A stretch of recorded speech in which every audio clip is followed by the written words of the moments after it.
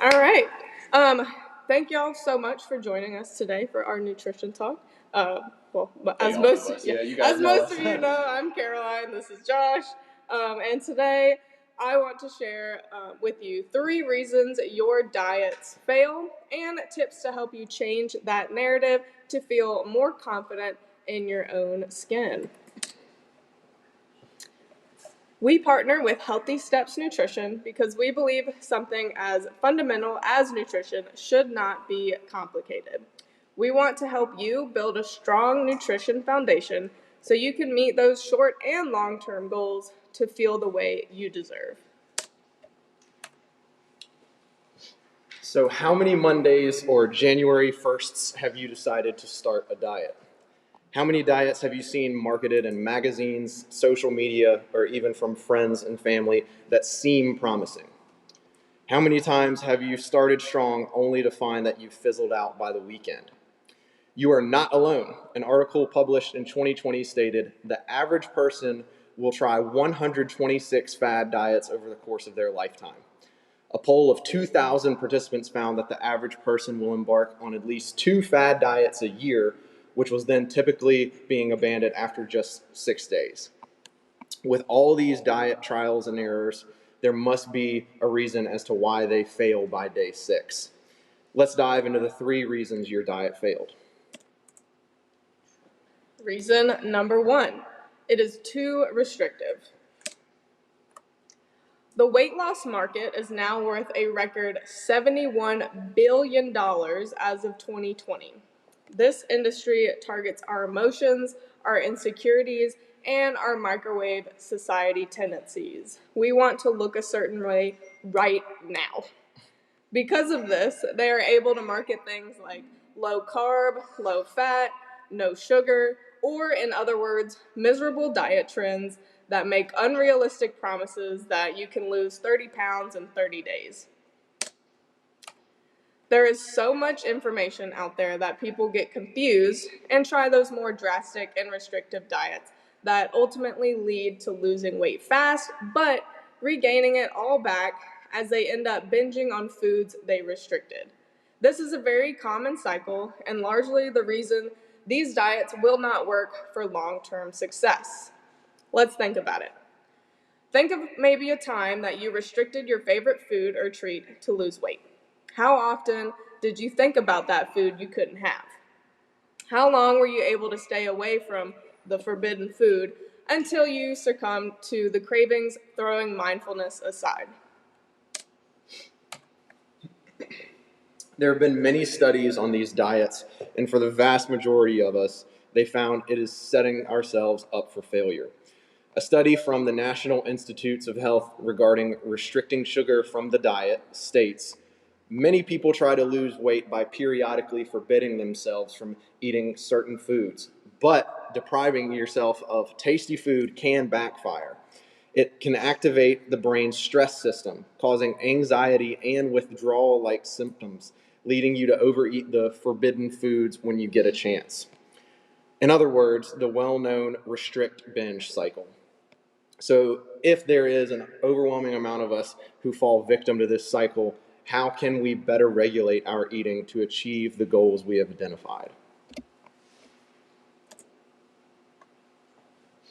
At the end of the day, the more restrictive diets are not working on building healthy and sustainable habits. They are really causing you stress and anxiety until you break, which leads to binging. This is why 80% of those who lose weight will gain it back. An easy solution is to first choose whole food options with good protein, healthy fats, carbs, yes, carbs, and veggies. One of the easiest ways to start finding a better balance is by reshaping your plate using the plate method. We talk about the plate method all the time because it's simple, effective, and maintainable across a lifetime. Fill half of your plate with non-starchy veggies, 1/4 of your plate with lean protein, and 1/4 with starchy carbs. Once you fill your balanced plate, here are a few pro tips. Eat your veggies and protein first, leaving the starchy carbs last. Eat slowly. Set a timer for 15 to 20 minutes if you typically eat quickly. I struggle with that personally, and it's really tough to sit down for like even 10 minutes sometimes. So try it out, and it does make a difference. Try to extend your eating time for the full duration of that 15 to 20 minutes if you can. Struggling to eat slower, put your fork down between each bite. It's another really good technique there. Still hungry? Go back for more non-starchy veggies. Next, I encourage you to find a more mindful balance with treats. Rather than going all week refraining from any little treat that leads to overconsumption, find a mindset where you have those treats throughout your week in a more mindful portion size. Not only will this help you stay away from feeling anxiety or binging, but it will also help you create a more positive relationship with your body and your food. Listen to those hunger and fullness cues. Reason number 2, inconsistency. Raise your hand if you've ever heard of the 80-20 rule. Cool.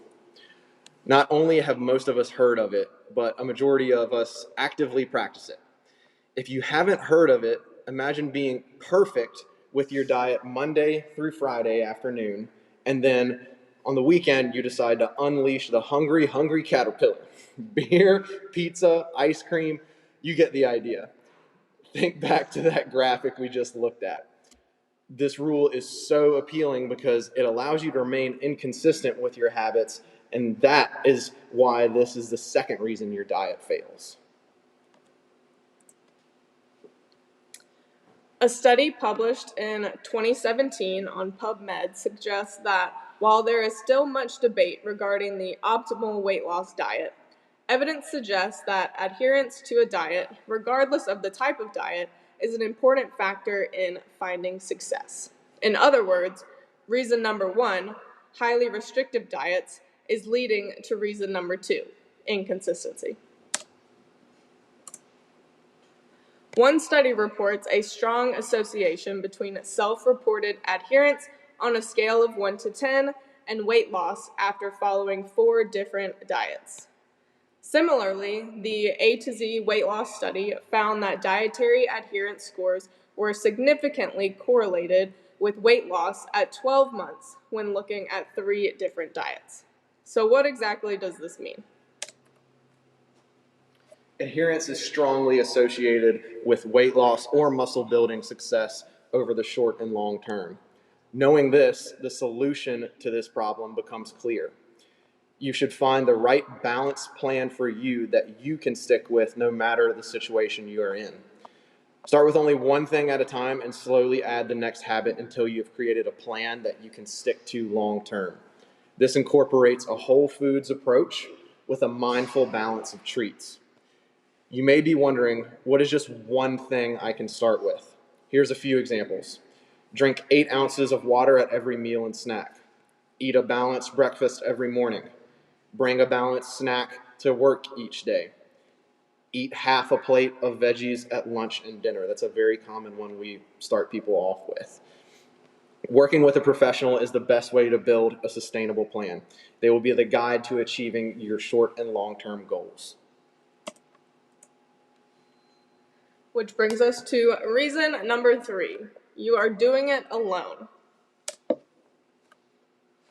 Wanting to lose weight or change your body in any way, along with starting a fitness routine and a different eating pattern, is very emotional and intimate. Oftentimes, this leads to us starting our journey without ever sharing it with our friends and family due to fear of failure. This leads us to reason number 3. Your diet fails. You try to do it alone. While this journey can and should be simple, it's not always easy. Our emotions, stress level, energy levels, relationships, and so much more all directly relate to our consumption. Have you ever felt so stressed that you started to crave comfort foods? That's normal. When things feel hard, it's easy to start negative self-talk, which leads us to throw in the towel. We can't always have that little voice in the back of our head telling us to keep it up. This is why you should share your journey with your inner circle and find someone who will be there for you in a judgment-free zone to remind you of those bright spots, no matter how small. This is the solution to the third reason your diet fails. Do not do this alone. One study found that those who enrolled in a weight loss program with friends did a better job keeping their weight off. In addition to teaming up with friends, these participants were given social support in addition to the standard treatment. 2/3 of those with support kept the weight off 6 months after, while only 1/4 of those without that support found the same success. So tell your friends and family what your goals are, and more importantly, why they are important to you. Further, having a nutrition coach there to support you and keep you accountable has shown to not only help start the journey, but to stay strong for long-term success. If you're a member of our gym, you understand how much community and support from others can help you stay on track. At this point, your worksheet should be filled, and you may be wondering how to start with your best foot forward. With all of the misinformation out there, we know this can feel overwhelming. To start building your foundation, here are the HSN principles that have helped so many people take control of their health one habit at a time. Number 1, add more whole foods into your diet. Look familiar. Start choosing whole food options and less processed foods packed with too much sodium, fat, and sugar. A simple way to start this is by reshaping your plate with the plate method like we had talked about. Half non-starchy veggies, quarter lean protein, quarter starchy carbs, and mindful healthy fats. Number 2, focus on balance.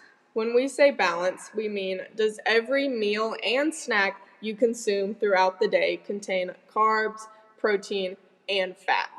Pairing each meal and snack with all 3 of these macronutrients will help keep you fuller longer. Remember, this balance of all 3 macronutrients is the rule of thumb for every meal and snack outside of your pre and post workout. And number 3, limit the added sugar. The American Heart Association recommends no more than 6 teaspoons for women and 9 teaspoons for men daily. The average person consumes over 150 pounds of sugar per year. That's 46 teaspoons a day. So stay away from 7 Brew.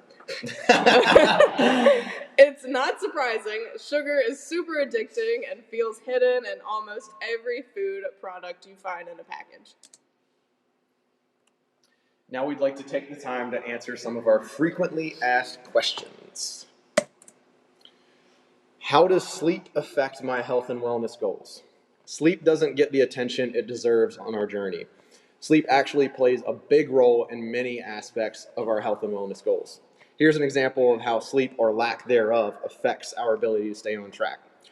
When we're not getting enough sleep, cortisol in our bodies increases. Another hormone called leptin, which makes us full, will decrease. And ghrelin, our hunger hormone, increases. So in summary, we are prioritizing the storage of fat and water in our body due to the increased cortisol. We are less full and we're more hungry. The shift in these hormones due to lack of sleep may increase cravings and overall consumption. Further simplified, lack of sleep disrupts your hormones that regulate your sense of hunger and your sense of feeling full. Bad choices are imminent on poor sleep. What if I don't like veggies? I've heard this so many times, and maybe you feel this way. But I want to challenge you and ask, what if you just haven't found the way you like them? Roasting your veggies for a nice crunch rather than mushy steamed veggies, adding a good seasoning for a flavor you can be excited for, or even finding ways to sneak them into recipes like smoothies is an easy way to get more veggies into your day. One of our favorite ways to incorporate more veggies is by adding lots of finely cut up veggies into things like spaghetti sauces or soups. Where should I start? That's a great question. I want you to start with one thing at a time. Maybe it's something you already have in mind, or maybe it's one of the things we discussed today. But the best and fastest way to reach your goals is to work one-on-one with a nutrition coach so we can help you build an individualized plan. Are you looking for the perfect plan that leads to success? Here is the first step. You have to make a commitment to yourself. It's simple, not easy, but we are here to help you. The second step is asking for more help, support, and accountability. So don't worry, we got you covered there. Here are some of our incredible success stories with some faces you'll probably recognize. One of them is sitting here. Yeah. We have a celebrity amongst us. Yeah. Here at Old 97 CrossFit, we focus on a habit-based approach to create an individualized plan just for you. We work together utilizing our many tools and resources to build your nutrition foundation to create a sustainable plan. Along with our tools and resources, we know how important support and accountability is when it comes to reaching our long-term goals, which is why we will be there to help guide you and tweak the plan every step of the way. I like to say that we are the Lowe's to your home improvement project. We're here to give you the tools, but you have to put in the hard work. If you're interested in signing up for our individual nutrition and accountability coaching, please stick around afterwards and talk to us.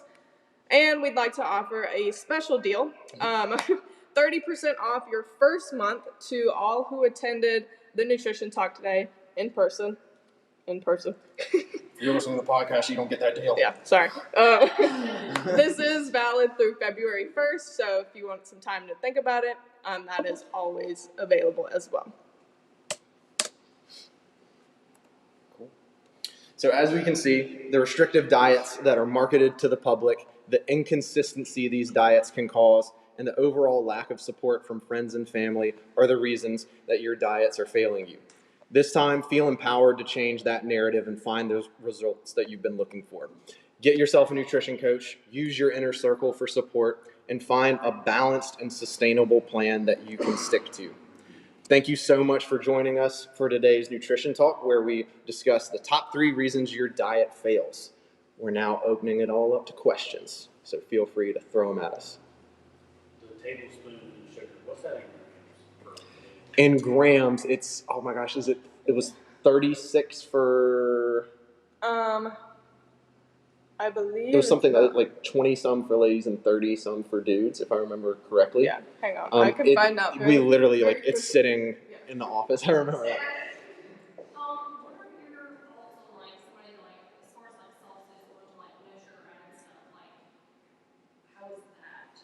That's funny. We had this conversation this week.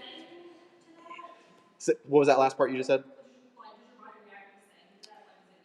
So you still, that's the funny thing about like artificial sweeteners is your body will still register as, oh, something sweet is coming in. Even if it's not like giving you those calories from sugar, your brain still takes it as sugar and you'll still get that insulin response.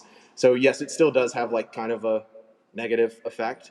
The conversation I had with Tyreek about it is if you're just getting into eating clean, be a little bit more graceful with yourself with things like sauces and seasonings. Like, it's not the end of the world. It's not going to be like the sauce or the seasoning that takes you out when you're eating, chicken, broccoli, and rice, Just be mindful of how much you're using and how often you're using those things, because it can still be just as addictive as regular sugar.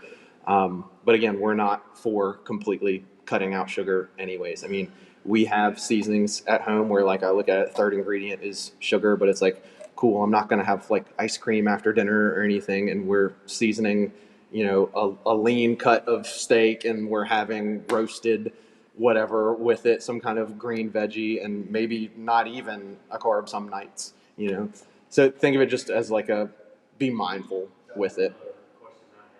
Yeah.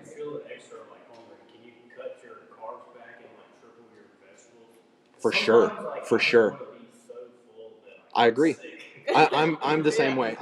I eat for volume, and that's why like buy way too many veggies.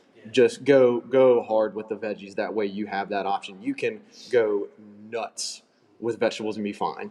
I mean, you'd be hard pressed to overeat broccoli, you know, and also you'll feel more full longer that way. Fiber. Yeah. So like I'm not pretty full. Yeah, exactly. Got the little samples going on.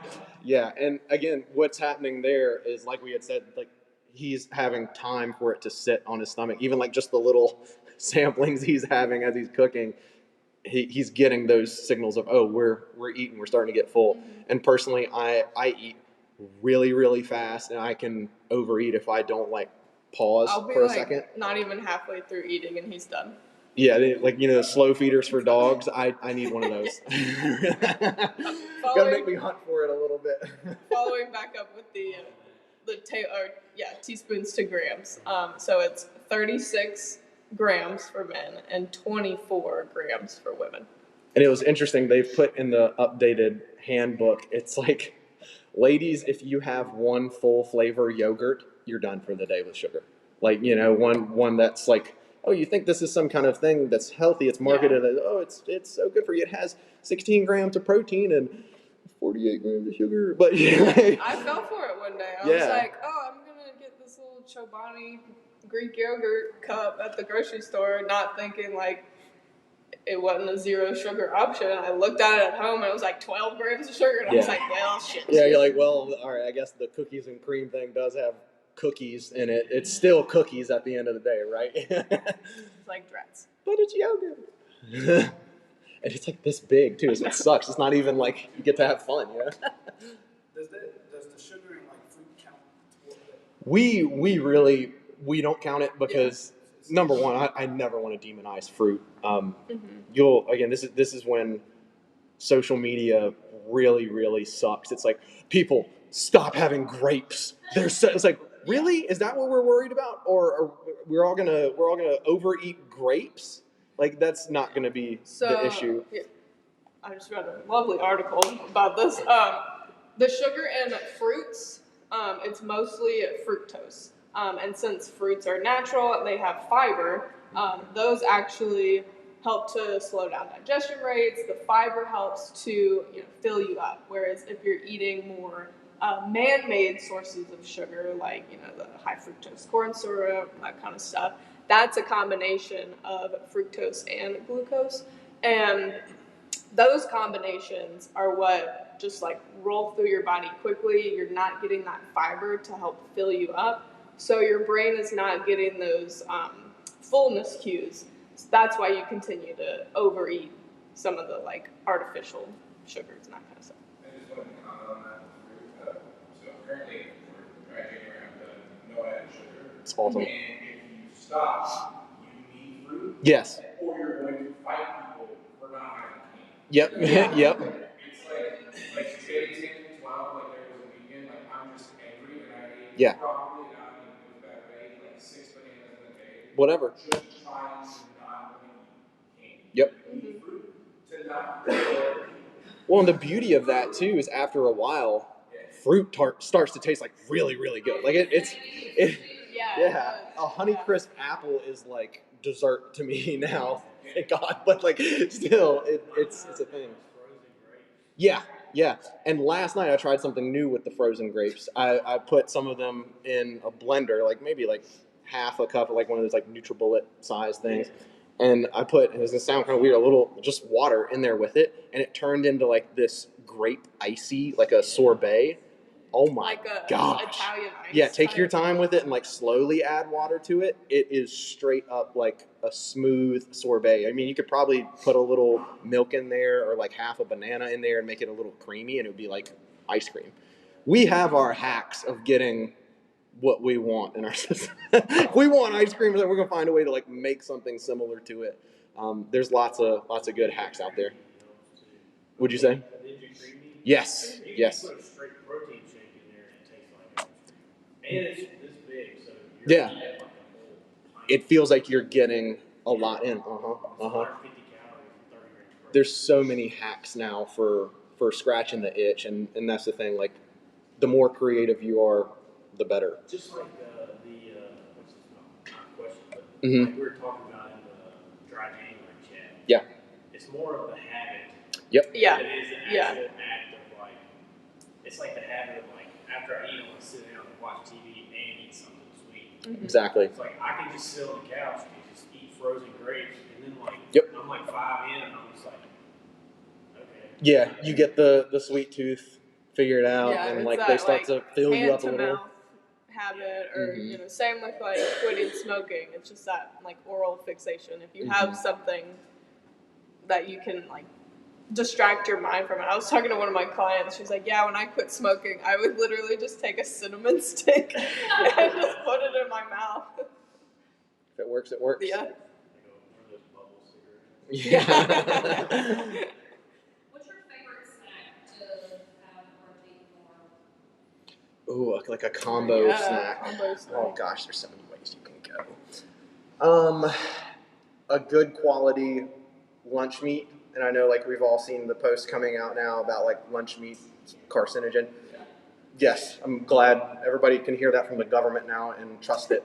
But Well, then, like a don't trust the organic, government. non-GMO, like we get some lunch meat from Aldi that like the worst thing in it is a little bit of honey. Like it's awesome. You can do a few pieces of that and like a cheese stick and maybe a piece of fruit, you know, something that's easy to pack up too.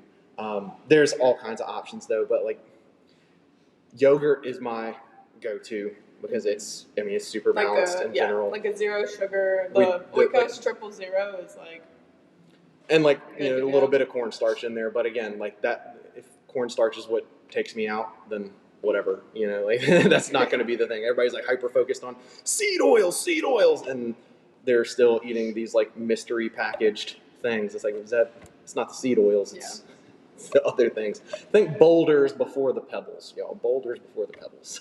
I just like an apple and almonds. Yeah. Yeah. It's like Yep. I Simple. do that like between breakfast and lunch. Yep. In between lunch and dinner. And that's Actually, perfect. You feel full, Yeah. right? You feel good too. Yeah, again, like apple, you're checking the carb box and you're getting fiber with it too. Then with the nuts, you're getting protein and some fat. or Perfect. peanut butter. Yeah, any kind peanut of butter nut and an apple. Speaking of peanut butter, That's my weakness. Like, Trader Same. Joe's has peanut butter that it has honey in it. It's just peanuts and just honey. Okay. It is, How about that? It is literally like candy. Really? Okay. Sounds great. I had to put it Yeah. up. Yeah. I had to put it up. Again, that's the thing. You can find if you dig deep enough, you can find lots of good alternatives, replacements for things like that. So cool. And again, start small. I know we're like fire hosing everybody with all kinds of stuff, but again, like layer it on. Your trip might be at that point where it's like, cool, I've got the boulders down. Now let me start working on the pebbles. Like, all right, I know that this peanut butter, this Jif natural peanut butter, they're marketing it as like really, really healthy. It's still not the greatest thing ever. I could do a little better. There's a lot of sugar in it. Let me switch to this that at least is a lot more whole food oriented. That's smart. Me personally, my new focus is micronutrients. Yeah. So like, Yeah. my big thing is protein, and then after that, my next goal is micronutrients and anything. It makes everything fall into place because naturally you're going to want to have more veggies and fruits. And, Yeah. Yep, that's smart. That's smart. Josh's prediction for the next, fad nutrition Yeah. topic is fiber. Yeah. So, I guarantee you that's going to be the next thing you see coming out, which is fine. That's good. Okay, so as far as like eating nuts for a snack, is it the best nut to eat like very low or fat content? Is it a mixed nut? Is it almonds? What is it? I personally think almonds are the Yeah. best. And of course, when you're getting nuts, be careful that they're not like roasted in all kinds of oil. I mean, like, don't worry about salt, but look for like dry roasted, salted. Those are your best options, or just like raw. Those are good too. And you can roast them yourself if you want to. I mean, we know Laura, she does that yeah. pretty often and does a good job with it. So I mean, that's an option too. If you want to focus on getting some more of those micronutrients in there, like walnuts are great to Mhm. get some omega That's very true. 3s. Pecans, same kind of deal. But yeah, just being mindful of the fat content because it varies. And if I'm not mistaken, cashews, of course, like the best one ever, like the highest, the highest in fat. But again, we're not demonizing fat in any way, but just in the right amounts, because it's easy to eat like half a bag of nuts and it's like, oh shit, now we're like 1,000 calories in. I realized that. Like, I had to start running out of cashews. That's my weakness. Same here. I love them. Yeah. I love them. I was eating like 3 servings of cashews. It's easy And to. now I'm like, wait, and I'm like, oh shit. Like, Yeah. it's a lot less than you would think at first. Yes. It's unfortunate. So it's like It is. a negative impact on my day because I'm eating way more. Mm-hmm. Yeah. And that's why we always go back to veggies, because you can't overeat them. Like a green veggie, you can't just destroy them. Crush cucumbers for like days. Yeah. I Yeah. love a cucumber. I could sit there and just. What about like, see, me personally, like, I grew up, I mean, you grew up in a black household. It's a lot of vegetables, but Yeah. that's the thing, like, you think you're getting a healthy collard greens in, but then you go look in the pot, it's a whole damn pig in the pot. Yeah. Or- Everything is salted and sugar now. So Josh's grandma Yeah. is the queen of sugar vegetables. She believes that sugar brings out the flavor in things. Yeah, that's a very common Southern thing. Yeah. So yeah, being mindful of that. If the vegetable is like super satisfying, there's probably some sugar in Yeah, there. now I have to like put it in a protein shake and drink it because I can't just. Yeah. I don't know, it's hard to eat compared to like the good stuff, like you said. Yeah. Well, and again, like a mindful amount of like if you're roasting some stuff like avocado oil and garlic salt, like it's unmatched. Like I love a roasted vegetable, a good roasted vegetable, or like a grilled vegetable too. Like if you take zucchini and cut it long ways and throw it on the grill, like leave big thick slices of it, avocado oil, garlic salt, whatever seasonings you want to do on it, excellent, absolutely excellent. What about the ones that's like the frozen ones that's like in the staple bag? Is that like That's fine. And what I would say is just like, and this is getting a little on the nerdy side of nutrition, is like take it out of the plastic bag. I would like heat it up on the stove, or you can put it in like a microwave safe bowl and cover it with like a wet paper towel, and it'll steam the same. Yeah, you want glass, ideally like glass or ceramic, something like that. You're getting a lot of rough stuff with the plastic, like cooking it in the plastic. That's what sucks. Of course, it's really convenient, but and again, if that's not where you're at yet, keep going with the plastic bags. Don't worry.